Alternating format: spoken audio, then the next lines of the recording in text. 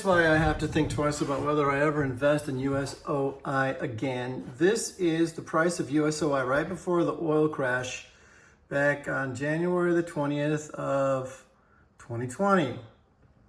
Selling for $442.98, which is basically a reverse split adjustment, because actually back then the price of this stuff was somewhere in the neighborhood of about 18 or 20 bucks, okay?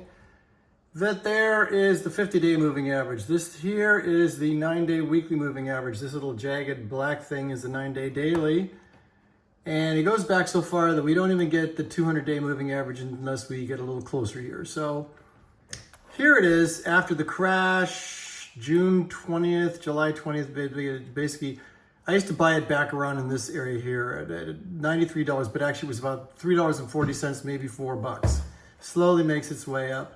This is the problem with here you go.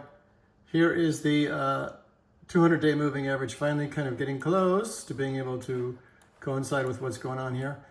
The point being that you have to be careful with a covered call strategy type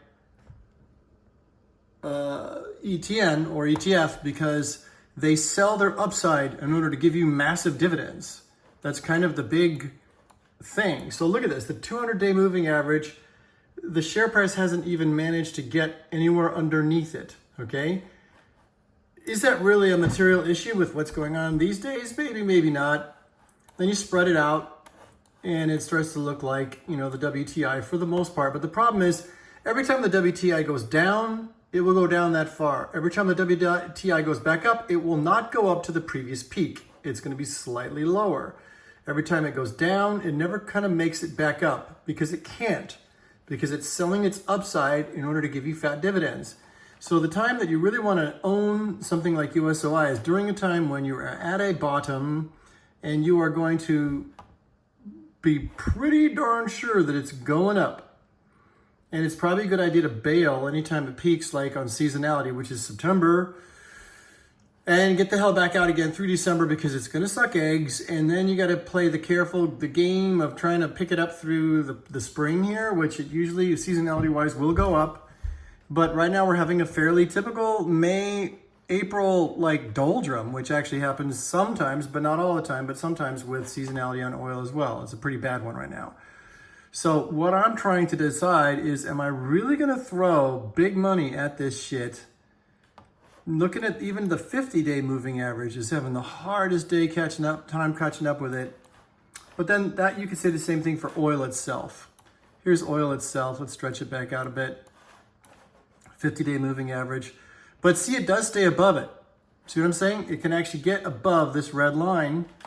Whereas USOI, when it gets them peaks, it barely dips above it, then it goes right back down below it. Barely dips above it, then goes right back down below it. So it never does as well as oil will on the upside, but it will always do just as bad as oil will do on the downside. So fat dividends, you know, probably on a bad month, you're going to get like 25% per year. But, and it's monthly. And if you buy it cheap enough, you can get really whopping dividends that are in the freaking 35 to 40% range, which is awesome.